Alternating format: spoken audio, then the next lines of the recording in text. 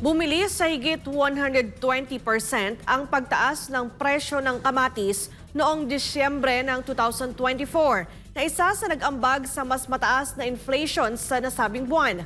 Inaasahan ng Philippine Statistics Authority na mas lolobo pa ang presyo ng kamatis ngayong buwan ng Enero. Yan ang balita ni Jason Rubrico.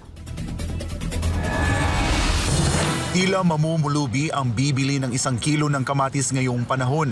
Gaya ni Joan na sa 5 pirasong kamatis lang na kanyang binili ay halos nasa 100 pesos na ang kanyang binayad. Ganon din si Mang Ador. Sobrang mahal. Sobrang taas ng pagtaas talaga ng kamatis. Talaga masakit sa bulsa. Isipin mo, lahat ng gulay, ang taas ng presyo ngayon. Sa mga pamilihan sa Metro Manila, umaabot na sa higit 200 pesos hanggang 400 pesos ang kada kilo ng kamatis. Pero bago pa man magbagong taon, mabilis na ang pagtaas ng presyo nito. Ayon sa Philippine Statistics Authority o PSA, sumirit sa higit 120% ang inflation o antas sa pagtaas ng presyo ng kamatis noong Disyembre ng 2024 na mas mabilis kumpara sa 31.3% noong Nobyembre. Malaki ang kanyang increase talaga dito sa National Capital Region. Yung level niya, ang NCR, yung average price ng kamatis noong Disyembre 2024 ay nasa 213 pesos and 45 centavos. Kung ikukumpara natin nung Disyembre nung 2023, ito ay nasa 64 pesos and 57 centavos lang. Ayon sa Philippine Chamber of Agriculture Incorporated, sumirit ang presyo hindi lang ng kamatis kundi maging ang iba pang mga gulay noong Kapaskuhan dahil sa mababang supply at mataas na demand. Kasi tinamaan tayo ng yung pepito, yung huli, ng gilid dyan sa bundok, yung mga tinamaan ng mga magugulay.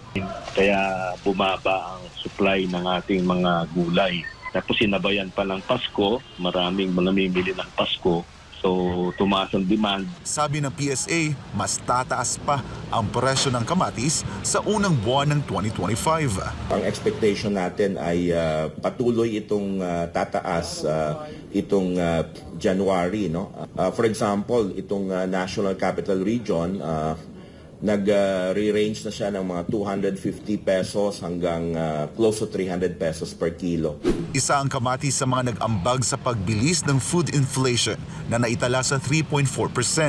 Sa kabuuan, mas bumilis noong Disyembre ang antas ng pagtaas ng presyo ng bilihin at serbisyo sa 2.9% kumpara sa 2.5% noong Nobyembre. Isa rin sa mga dahilan ng mas mataas na inflation nitong Kapaskuhan ay ang mas mabilis na pagtaas ng presyo ng kuryente, pagtaas ng renta ng bahay at LPG, at ang pagtaas ng pamasahe sa barko.